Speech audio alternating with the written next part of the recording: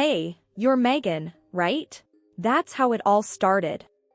Me, a librarian with a love for quiet evenings and books, and him, Alex, an economist with a sharp mind and an even sharper tongue. We were at this billiards club downtown, a place more accustomed to clinking glasses and raucous laughter than fairy tale meetings. But there we were. Alex was leaning against the pool table, chalk in hand, looking every bit the confident man he was. His friends were egging him on, making a ruckus every time he pocketed a ball.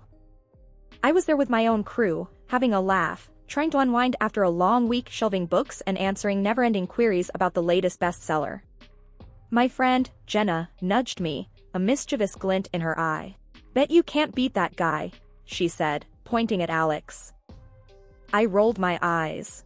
"Oh, please, I'm here to relax, not show off my surprisingly decent pool skills." But Jenna wouldn't have it. "Come on, Megan.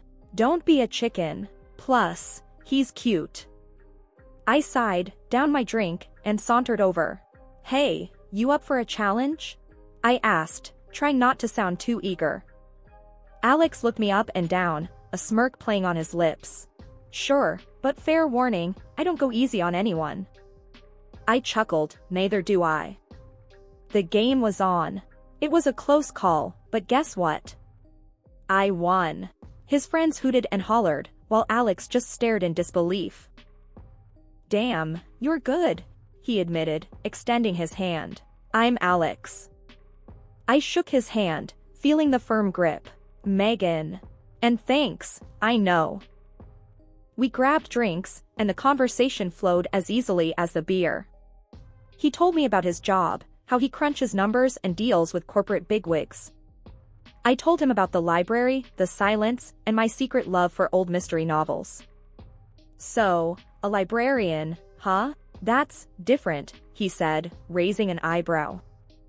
"Yeah, well, I like it. Books are simpler than people," I replied, taking a sip of my drink. Alex laughed. "I can imagine. But you seem to handle people pretty well too." The evening rolled on, and before I knew it, I was agreeing to see him again. It was crazy, unexpected, but exciting. A few weeks later, he introduced me to his parents. His dad, George, was a soft-spoken man with a warm smile. His mom, Linda, was all charm and grace, or so it seemed. "Nice to finally meet you, Megan. Alex hasn't stopped talking about the girl who beat him at pool," Linda said, her voice dripping with something I couldn't quite place. I smiled, trying to keep it polite. "Well, it was just a lucky shot." "Oh, I doubt that," Linda said, her eyes sharp. "Alex isn't easily beaten." The evening passed with more small talk, a few laughs, and a sense that maybe, just maybe, this was the start of something good. If only I knew then what was lurking beneath those polite smiles and casual conversations. After a few blissful months, Alex and I found ourselves seated at his parents' dining table for a family dinner. It was supposed to be a regular evening, good food, a bit of wine, and casual conversation. But, oh, how wrong I was. Linda, always the hostess, had laid out an impressive spread. Roast chicken, veggies, and all the trimmings. George, as usual, was quiet but had a welcoming smile. The evening started off well enough, with light banter and updates about our lives. Then, as we were digging into dessert, Linda turned to Alex, her tone casual yet loaded. "So, Alex, now that you're married, how much will you be sending us each month?" I nearly choked on my pie. Alex put down his fork, his face a mixture of surprise and discomfort. "Mom, what do you mean? Megan and I have our expenses, and we haven't really discussed." Linda cut him off, her voice sharp. "Well, you've been helping out with our bills, haven't you? It's only right you continue. After all, family supports each other." I glanced at Alex, unsure of how to react. This was new to me. Alex never mentioned any financial help to his parents. George tried to intervene, his voice gentle. "Linda, let's not discuss this at the dinner table." But Linda was relentless. "No, George, this is important.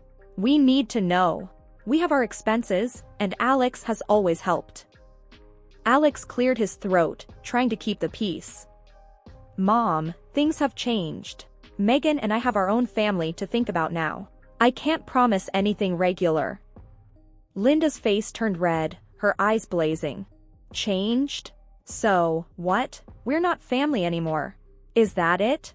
You get a wife, and suddenly your parents don't matter. I was stunned. This wasn't the Linda I met a few months back. This was someone else, someone consumed by greed and anger. Mom, that's not fair.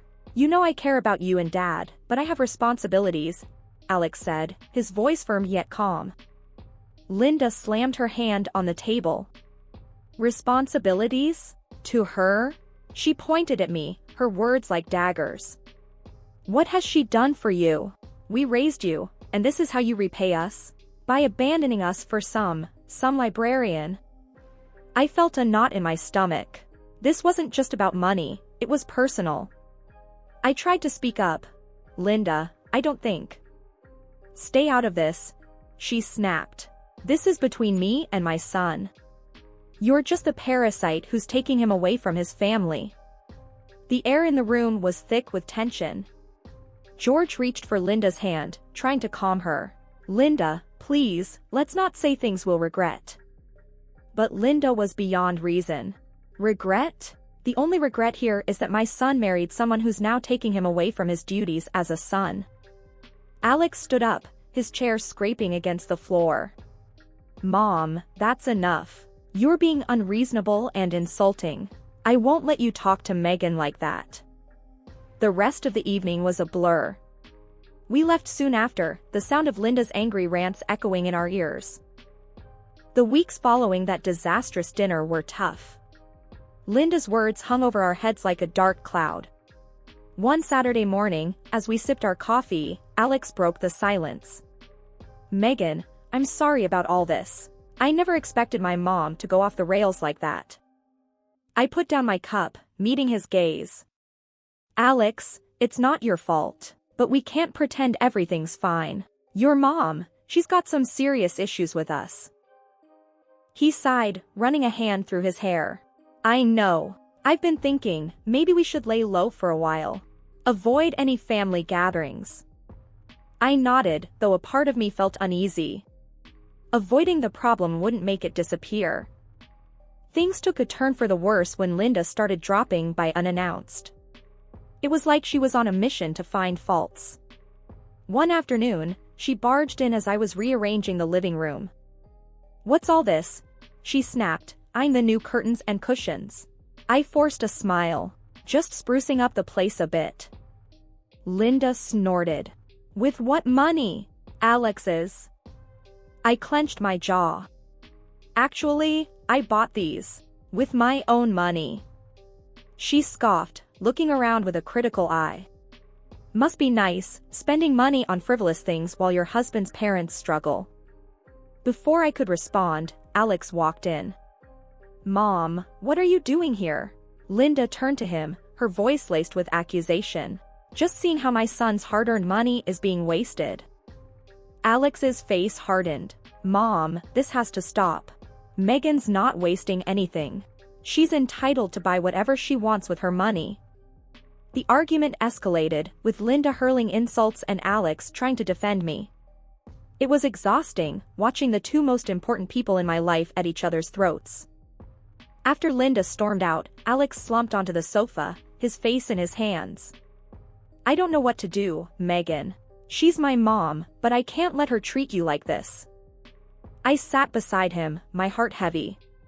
We'll figure it out, Alex. But we can't let her walk all over us. Maybe it's time we set some boundaries. He looked up, his eyes searching mine. You're right. I'll talk to her. Lay down some ground rules. But things didn't get better.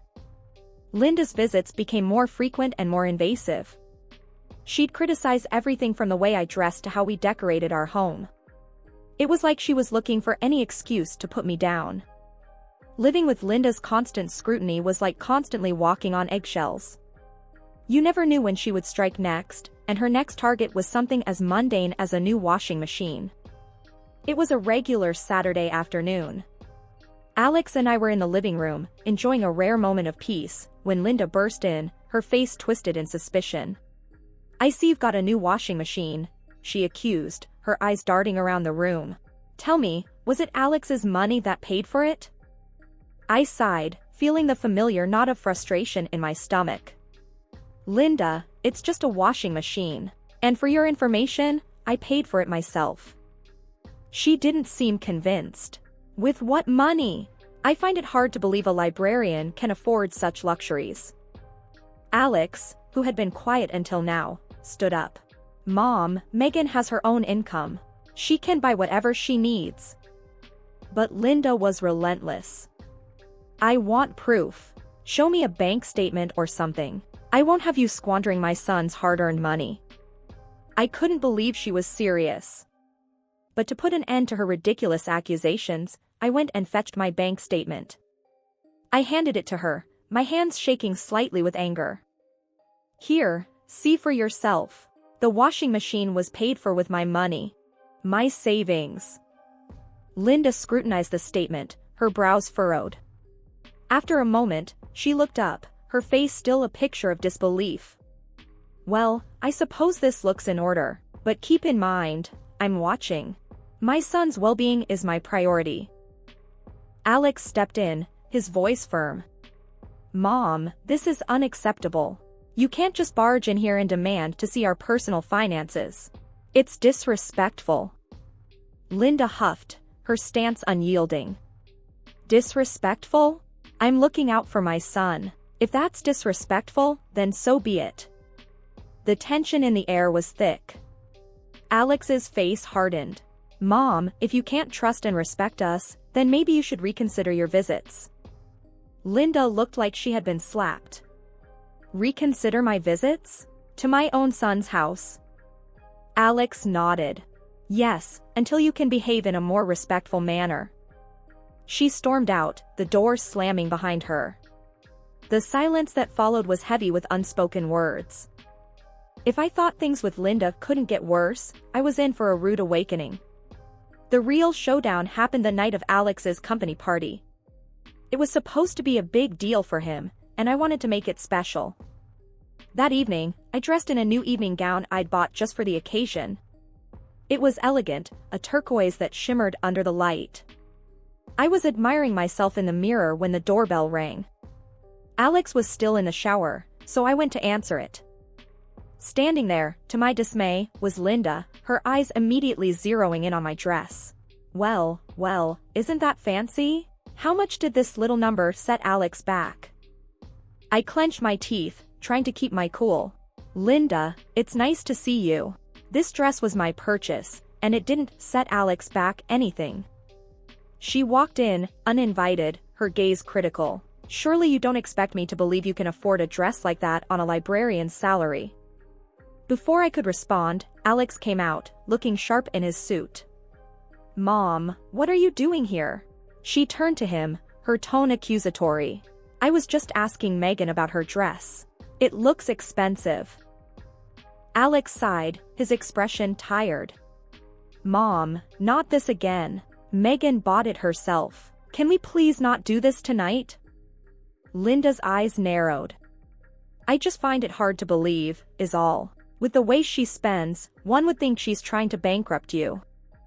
I was about to retort when suddenly, Linda's hand, holding a glass of cherry juice, accidentally slipped, splashing the juice all over my dress. I gasped, my eyes wide in shock. "Linda, what the hell?"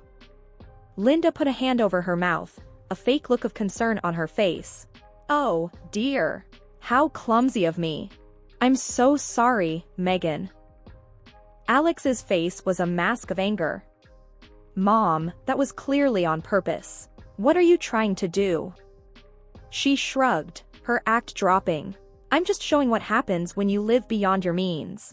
Maybe next time, you'll think twice before buying such extravagant things." I was shaking, rage and humiliation battling inside me. "This is unbelievable, Linda. You've crossed a line." Alex stepped in between us. "That's enough, Mom. You need to leave. Now." As she stormed out, Alex turned to me, his eyes filled with concern. Megan, I'm so sorry. Let me help you clean that up. But the dress was ruined, the bright red stain mocking me from the fabric. I held back tears, the evening spoiled. The incident with the dress was the last straw. Alex and I knew we had to confront Linda, set things straight once and for all. So, we decided to invite her over, hoping to have a civil conversation. Naive, I know. Linda arrived with her usual air of superiority. We sat in the living room, the tension thick enough to cut with a knife. Alex cleared his throat, starting what we both knew was going to be a difficult talk. Mom, we need to discuss your behavior, he began, his voice steady but firm. Linda raised an eyebrow. My behavior? I'm not the one parading around in expensive dresses, am I? I bit my lip, trying to keep my cool. Linda, this isn't about the dress. It's about respect, boundaries. You can't just barge into our lives, make accusations, and ruin our things. She scoffed. Oh, please. You make it sound like I'm some tyrant. I'm just concerned about my son's well-being. Alex interjected. Mom, what you did to Megan's dress was unacceptable. And your constant questioning of our finances, it's invasive and disrespectful. Linda folded her arms, her expression unyielding. Invasive? Disrespectful? I'm your mother, Alex. It's my right to know where your money is going, especially when it's being wasted on frivolities. That's when she dropped the bombshell. In fact, I think it's only fair that if you buy something for Megan, you should buy something of equal value for me. After all, I am your mother. I stared at her in disbelief. Are you serious? That's ridiculous. Alex was just as stunned. Mom, that's an absurd demand. We're not going to do that. Linda's face turned red with anger. Absurd? I gave birth to you, raised you, and this is the thanks I get? You choosing this woman over your own mother. Alex stood up, his anger palpable. This isn't about choosing, Mom. It's about fairness, respect. Megan is my wife, and you can't treat her like this. Linda stood up too, her voice rising. Fine. If that's how you want it, then don't expect any help from me when you need it. Don't come crying to me when this marriage falls apart because you're too blind to see what's going on. With that, she stormed out, leaving a trail of bitterness and shock in her wake. Alex and I sat there, stunned. The ultimatum she had given us was not just outrageous, it was hurtful. Alex put his head in his hands. I can't believe she said that. I don't know what to do. I reached over, taking his hand. We'll figure this out, Alex. But we can't give in to her demands. That's not how this works. He nodded, a look of determination in his eyes. You're right. We can't let her control us, dictate our lives. It's not fair to you, to us. Just when I thought things couldn't get any more strained with Linda, the universe decided to throw us another curveball. It all started on our anniversary. Alex surprised me with a beautiful diamond ring worth $10,000. It was more than just a piece of jewelry, it was a symbol of our love, something precious and personal. A week after the anniversary, Linda decided to pay us an unexpected visit. She walked in as if nothing had happened, as if her last visit and the ultimatum hadn't left a bitter taste in all our mouths. Hello, Megan, Alex, she said, her voice dripping with a forced sweetness. I just thought I'd drop by, see how you're both doing. I exchanged a wary glance with Alex. We're fine, Linda. What brings you here? She wandered around, feigning interest in the mundane, but her eyes were scanning, always scanning. It wasn't until she noticed the ring on my finger that her facade cracked. Oh, what's this? She reached for my hand, her fingers cold against my skin. A new ring? Looks expensive. Alex, who had been silent, spoke up. It's an anniversary gift, Mom. Linda raised an eyebrow. Really? Must have cost a pretty penny. I hope you're not dipping into your savings for this. I pulled my hand away, feeling a surge of anger. It's none of your business, Linda. She shrugged, but her eyes lingered on the ring with a gleam that I didn't like. The next day, the unthinkable happened. The ring was gone. I turned the house upside down, but it was nowhere to be found. Panic and suspicion gnawed at me. There was only one person who could have taken it. I called Alex, my voice shaking. The ring is gone. I can't find it anywhere. There was a pause, and then, "Are you thinking what I'm thinking?" "Linda," we both said in unison. Alex decided to confront her. He called her, his voice a mix of anger and disbelief. "Mom, did you take Megan's ring?" Her laughter on the other end was like ice. "Oh, Alex, really? Why would I take her ring? You're being ridiculous." But there was something in her tone, a hint of mockery, that made my blood boil. "We'll go to the police, Linda. This is theft." Her laughter continued, unfazed.